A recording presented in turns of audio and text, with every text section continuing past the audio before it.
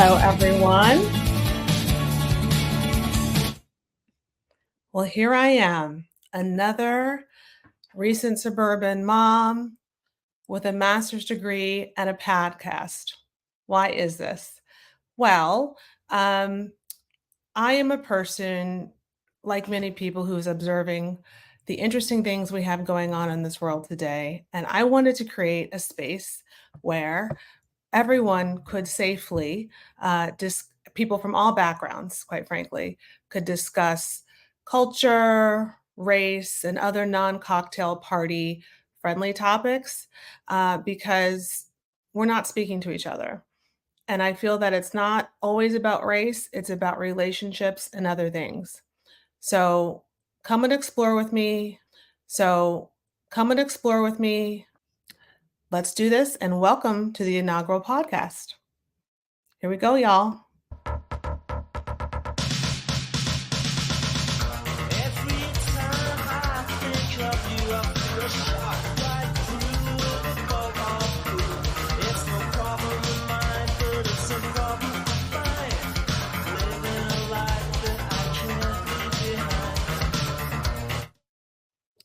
Hey, friends. I don't know about you, but I've been reflecting on 2022. And last spring, we approached the summer of 2023, and I felt a bit, stuck. I felt like it was the first real summer since COVID, and everyone was beginning to operate on all cylinders. Everything was finally opening up again to full capacity, no more limited spaces, everything. Um, and there were plenty of opportunities for full participation in every single part of life. People were booking trips. Everything was kind of like finally doable again. Well, although I'm an extrovert, COVID actually did a number on me.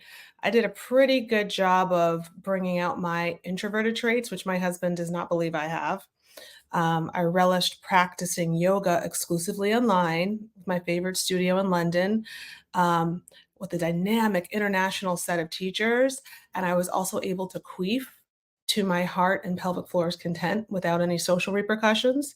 Um, the whole pants with the buttons thing was without the buttons thing was pretty amazing. Um, and for the first time in years, I allowed my eyelashes, my real ones, to roam free, right? Um, you know, last school year, the 2022 to 2023 one, I've been taking a semi Boo Radley approach to the whole mom thing.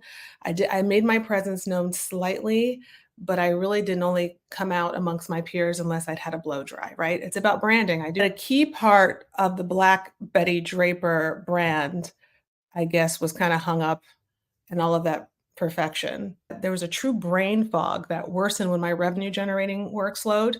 It would take me like 48 hours to do laundry. Kids started getting used to my room looking like a poorly merchandised Barney sample sale. And then I would see all of these women, my peers, right? They spent COVID starting businesses, strengthened themselves as entrepreneurs.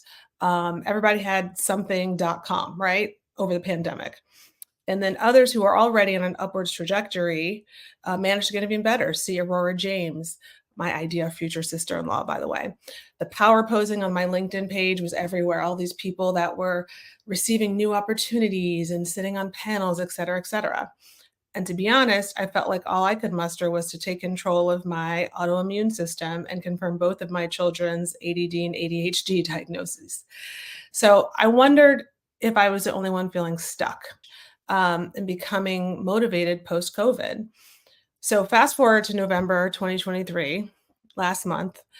And, I've got prayer to Nordstrom card, but how do I keep that from happening again? Now that we've adjusted to this new normal, how can we get through the upcoming holiday season stress-free? One of the things I can't stand about social media is that everyone is an expert. So I promise you on this podcast, we will actually ask the experts, not me.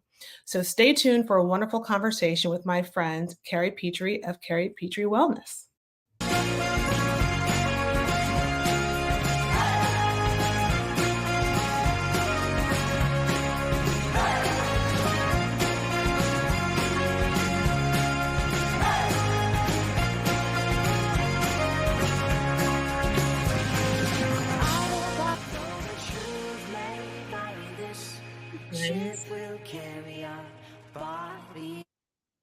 Carrie Petri is a lawyer turned wellness coach and founder of Carrie Petri Wellness. She's helped hundreds of women break patterns of chronic stress and burnout through her one-on-one coaching programs and corporate wellness workshops. She's a graduate of Duke University and Fordham Law School and also happens to be a certified coach through the Institute for Integrative Nutrition. She's got a lot of other great credentials that you can read on her website. But let's have her join us now. I'm very excited because Carrie also happens to be my friend. Welcome, Carrie. Thank you. Hello. How are you today? All right. How are you doing? Hanging in there. So where are you joining us from, Carrie? I'm in on the North Fork of Long Island, so in Greenport, all the way out on the East End. So you've got a lot more vitamin D than the rest of us. Already jealous. So tell me, how did you start your business, Carrie? We've known each other for a little while, but I never kind of knew the story. Tell me how you got to be doing what you're doing. Sure. So in my prior life, my prior career, I was a lawyer in finance, but I always had a passion for wellness outside of work, and I had my own kind of health struggles and kind of gained education as I went through those, and then really discovered a passion for helping other people with their health. And so I towards the end of my career in the law, I started a corporate wellness program at the bank where I was, and then was running that full time as a way to kind of help people in the workplace integrate healthier habits. And then about just over a year and a half ago, I went full time in my practice, and now I kind of focus on chronic stress and burnout and helping people navigate their relationship with stress. Wow. Well, I'm sure you don't know anyone that's stressed these days. So, speaking of, so that's the title, if it sticks, for this first podcast here. It might not be by the time these people look at it, but we at least want to talk about getting unstuck. What does that mean to you? Am I using the right terminology? Tell me what that looks like and what you see in your practice. Yeah. So getting stuck to me, like in the context of stress, is very common, right? Like that's what happens when people kind of fall into an unhealthy place with stress, because stress in and of itself is not an inherently bad thing. What we experience as stress in our feelings and our thoughts and in our body is actually a physiological response that's designed to help us survive in the face of a threat. And so in small doses and when it's managed properly by our body, stress is actually a very supportive and healthy thing. So that's the fight or flight thing. You hear people talk about fight or flight all the time, how animals do that. Exactly. Yeah. So like for example, in the face of a tiger, right? Your brain perceives a threat in your environment and activates this fight or flight response. It's the sympathetic nervous system. And what it's designed to do is to prime your body to be able to survive that threat. So it primes your muscles to be able to either fight the tiger or run away. And all these other kind of neurological and physiological reactions occur within the body to help us survive. Problem is we have that same response in the face of stressors today. So like a work deadline or a relationship conflict, and our body is reacting in the same way as though it were a tiger in front of us. So is it something we can avoid? Can we avoid it? Well, so what we can do is learn to manage it, right? So in thinking about like getting stuck, right? Like if that stress response happens in the moment and we experience it and then the threat passes, what happens is our body then kicks into this, the parasympathetic state, right? This rest and recovery mode that helps our body heal from the stress response. What happens a lot of times in modern life, and for many of us, is that we never get the message that we're safe. That stress response never completes. And it's because as compared to like a tiger who, it's in our environment, we either survive it or we don't, and the threat passes. When it's something like a difficult relationship or stress at work, those are things that we're experiencing day in and day out. And so we get stuck in this stress response because we never really get the message that we're safe. So what are some of the top challenges that you're seeing amongst, women around our age, but then I guess your client base in general? What are you seeing right now? In terms of stressors and what's stressing them out? Yeah. Oh, it's such a long list. So, everything, right? Like there's a lot, I think people, when we talk about stress, a lot of people talk about eliminating stress, but the reality is, stress is a part of life. It's part of our environment. It's part of the world we live in. And I think stress goes hand in hand with having things in your life that you care about. So you experience stress because you care about your job and you want to do a good job, or you care about your family and you want them to do well. And as a result, there's stress that comes along with that. So all of those things in our life that we're passionate about and that we care about can also be things that cause us to experience stress.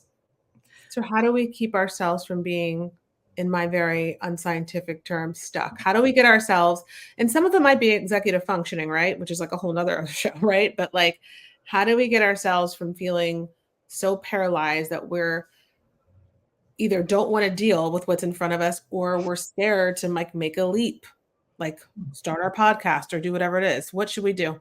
Yeah. So there's a few different ways you can kind of approach the problem of stress, right? Or the problem of kind of too much stress or chronic stress. One is by learning to manage the physical reaction in your body that you're experiencing when you're under stress. And part of that includes regulating your nervous system.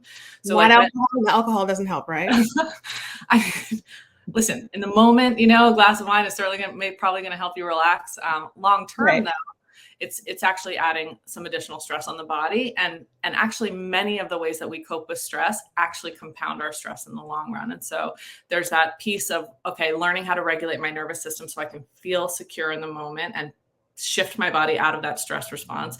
And then there's also looking at, like, what are my behaviors around the stressors in my life? What are the ways in which I'm reacting that is actually compounding the stress or making it worse? And how do I shift my behavior to better cope with those challenges? Love it. I love it. Anything else we should know in this topic that we haven't covered?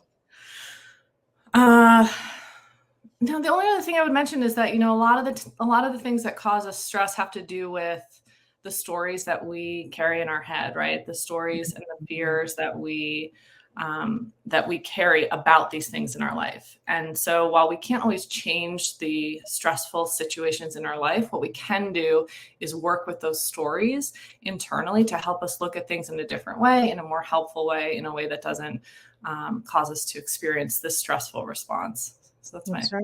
So it's almost like you see extremely successful people that think they're a lot more awesome than they are. Some of that's a positive thing. It's almost like they have a growth mindset, right? Yeah, a growth mindset absolutely is helpful. I think also, the first step is really just becoming aware of what are those stories that I'm telling myself. And the way you can start is like by noticing, what are the thoughts that I have that really stress me out? Or when I'm in a really anxious or stressed out state, what are the thoughts that are popping up? And how do I then take those thoughts in the background of my head, put them down on paper, and really look at, is this really true? Is there another way to look at this? What can I do to take action to change this? I love it.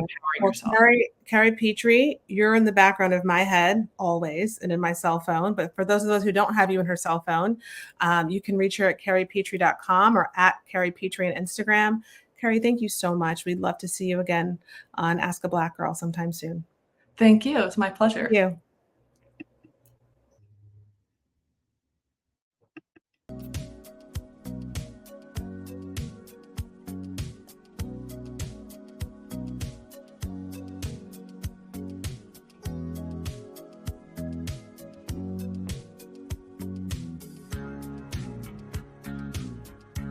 Many of you know that this podcast has been in my head for 6 to 10 years, and definitely for the past 4 to 5 years.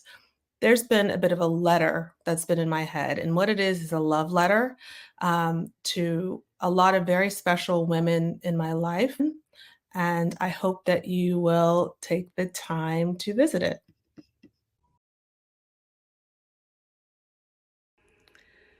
Dear white female baby boomer, it's been a while since we've seen each other in person. The last time I saw a lot of you was at my oldest son's baptism back in Arkansas. That was a while ago now. And prior to that, during the greatest day of my life, my wedding. Now that was a party.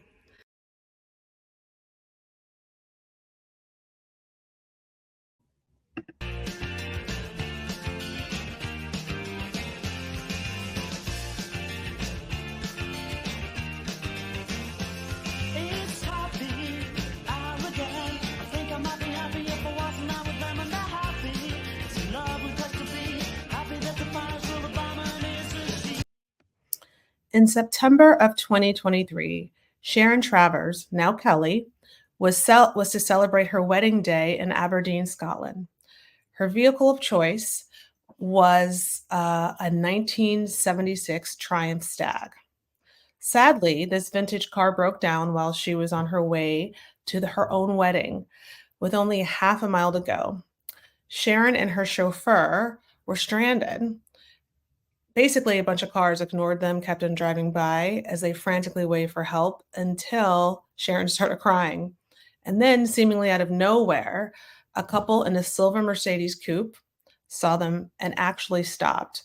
The couple was more than willing to oblige and help Sharon, and she arrived at her wedding only 25 minutes late. Talk about getting unstuck. Thank you so much for joining me today, and have a wonderful day. And remember, it's not about race, it's about relationships.